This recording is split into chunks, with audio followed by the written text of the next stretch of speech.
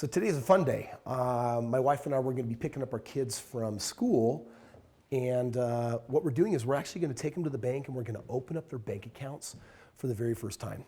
So my kids, they have been up to this point really good savers, but I actually don't want to teach my kids just to save money because that's not what I'm about.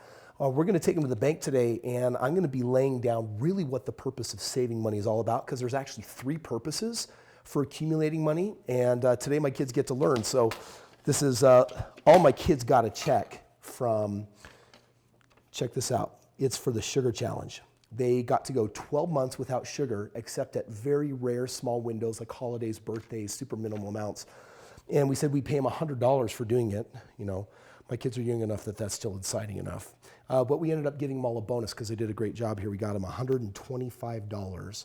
And so we're going to be opening up their bank accounts, and I'm going to be teaching them what the real purpose of money is and what you do with it to invest it. So we're just going to gather this stuff up the way it is. I hope the bank takes it in its form, and we're going to go to the bank.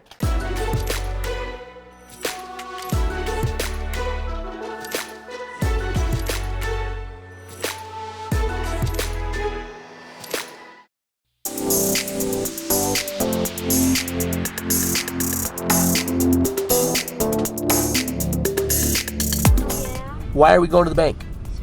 Get a bank account. Because you got too much money at home. How did you do that? We could have sugar on certain days that Mom said we could, like birthdays and holidays. That's right. You almost went an entire year without sugar, which is so awesome.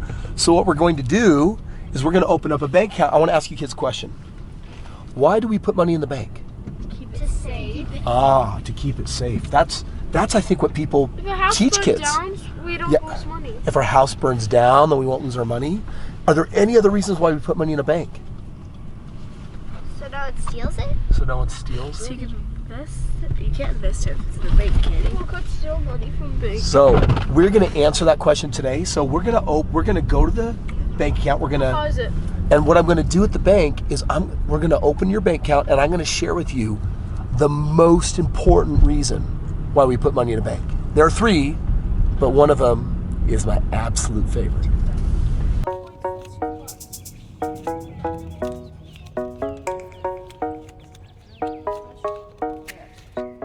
Okay, Kaiser.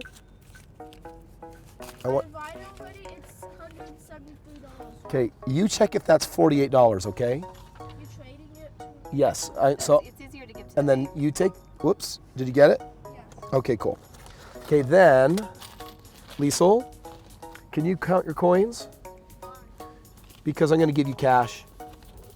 And Daniel, this is 8. Are you sure? All right. Got it. Okay, Daniel, I'm giving you, this is your money and a penny. Okay, Liesel, there's 13. Liesel, how much do you have in here? Wait, what? 600? That's all that money shared last year. This is $173. Here you. Yes, you. Oh. Olivia, yours is all cash in there. You're so honest. Thank you. Honest means that he told the truth. With money, it's super important to be honest and tell the truth. Always. We have done our pre-banking.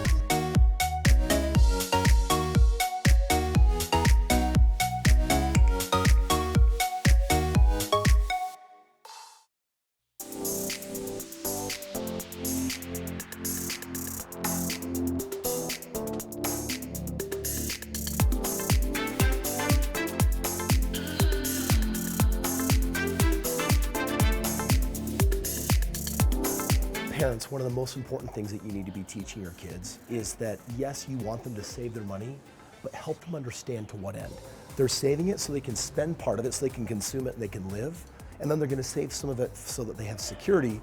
But the most important reason to be saving money is to invest it, because at some point you got to get your money working for you, and the earlier you can start them off, the better.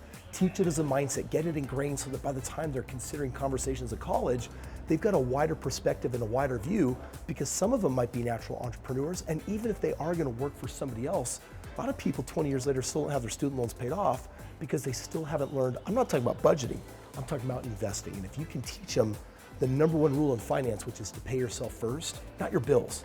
Pay your bills after you've paid yourself. You use that money for your security, you use it for your growth, and in time, you give a child that starts young enough, by the time they're in their 40s and their 50s, they're financially way ahead of the curve, as opposed to most of us that start really getting serious about money when we're in our 50s. That's too late. The reason why we go to a bank and are put our money in it, it's not because we're trying to keep it just safe.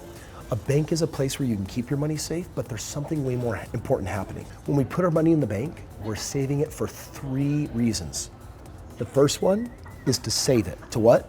Save it. Okay. And saving it is important, but the second reason why we put it in the bank is also so we can spend it. So we can what? Spend it.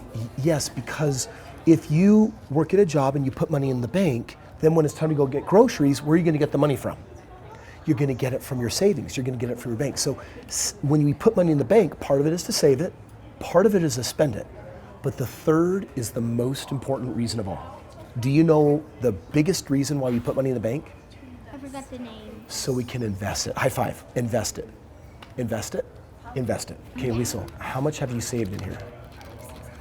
600. Wow. What have you been doing? So a lot of it's been babysitting. Babysitting? And then last year, me and my mom did a jewelry stand at the farmer's market. So we sold some jewelry, and then one day I brought face paint, and I got like $100 just from tips.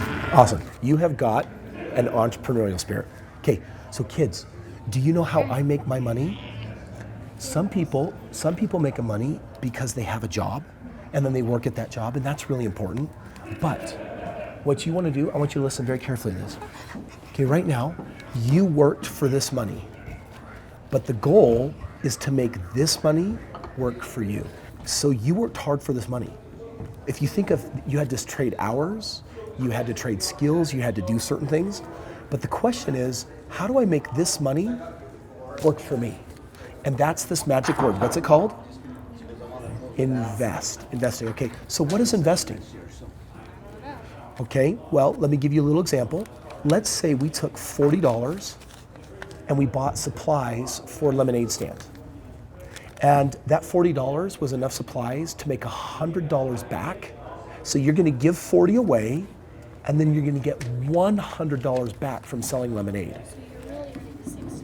So you're really earning $60. That's the net effect, absolutely. So investing, now that's still, if you have to work the lemonade stand, you're still trading your time.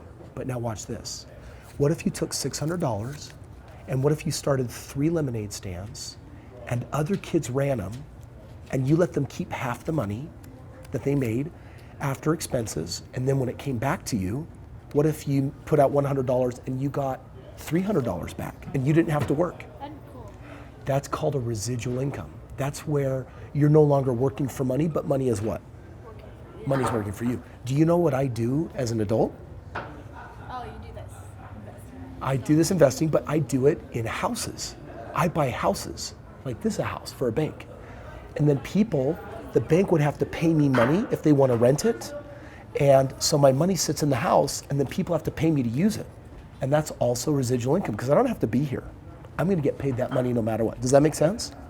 So we can put our money in the bank for saving it. We can put our money in the bank for spending it. But most important is putting our money in the bank to invest it. Who wants to learn how to be an awesome investor? Okay. Now here's the cool thing. If you become a good enough investor, do you know what the best part is? You don't have to have a job anymore. Then it doesn't mean you don't work, but it means that you do the work that you love. And do you think that you should love your work? Do you think that you should do things for work that you really enjoy? I do too. See, I love what I do, and that's because I stopped having to have a job years ago, because I said it's time for money to work for me. So we're gonna put it in the bank so that we can accumulate it and grow it, and then we're gonna find an investment where we can take it out and put it in the investment, and then it can start working for us. Because if you put it in the bank, it's not gonna work for you. The bank doesn't really give you any money for putting your money in. Does that make sense? Just a safe place. You ever wonder why when you go to the bank, they give you a sucker when you're all dumb? That's because you're a dum-dum. You see, when you give your money to the bank, they have the ability to lend it out 1,000 times over, again and again and again. They have these funky rules of factoring that they get to play by. So when you give them your money, they get to make all this money, and what do they give you? And that turns you into a dum-dum. So, who's excited to become an investor? Me. All right, high five. Give me a big high five. Oh, he's such a freaking silly goose. He's such a little munchin. So what's the most important thing you're learning from this experience? It's important to keep money safe and that you know where it is, but then you also talked to us about investing, so that'd be a good idea to do. Awesome. And do you have any ideas of what you could invest in? What do you mean? Like, what could you invest in? Like, you know that you can invest in face paints, Oh, that stuff. right? Okay. I don't know. Well, so we've talked about, Lemonade. yes, but we've also talked about your dragons. Either we've talked about a dragon coloring book or maybe shirts with dragons on them. So if you were to buy shirts at $5, put your dragons on them and sell them at $20, how much would you make on each shirt? $20. Yep, and you have a $5 cost maybe, so you're making $15 a shirt, right? So that's a form of entrepreneurship. And if you had someone else running it, then you wouldn't be the business operator, you'd become the business owner. And the business owner doesn't have to necessarily work every single day. They just get to focus on the parts that are important in the business and then doing what they like. Yeah. Any other ideas? I like the face paint idea. That was really fun to do. Yeah. And later, I'm gonna take you to the store and we're going to talk about real estate. Do you know what real estate is? That's awesome, that's perfect. That's what I've made millions of dollars from real estate. Would you like to know what it is? Selling stuff like houses. It's houses. So someone might sell a calendar for $20. Someone might sell face paint for $5. What's the difference between the two? $15. Yeah. So one of them, if you could sell face painting just as easy as you could sell calendars, which one would make you more money? The calendars, because it's $20 a calendar and $5 for face paint. What if you could sell $20 calendar or a $20,000 car? Wow. And the car would make you $1,000 and the calendar would make you $10. But I like the car. You like the car, right? Okay, do you know what the difference between a car is and a house? More money. House costs a lot more money, but it's not necessarily a lot more effort. So some people sell little stuff, some people sell big stuff, some people sell huge stuff. Do you know I sell real estate? Really big stuff. It takes as much effort as selling something smaller, but it has just as many zeros. It has more zeros attached. More zeros means More money. more money. You're smart. It's awesome. Do you want to learn how to do that? Sure. I'll teach you. So one of the things that we teach our kids is to take 10% of the money that they make and to actually donate it to charity or tithing, church, whatever it is. Just teaching them this principle of paying it forward in meaningful ways. And so Daniel's making his first deposit, but we're pulling 10% out right now so he can make a donation.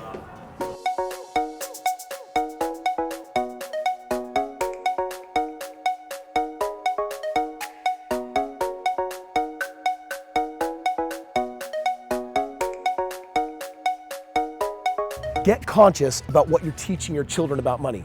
And if you yourself never got taught, then click the link in the description below. Get with me. Let's get you a $1 million game plan. Let's help you make your first $1 million so that you can make sure that you're helping the next generation figure out how to do it the right way.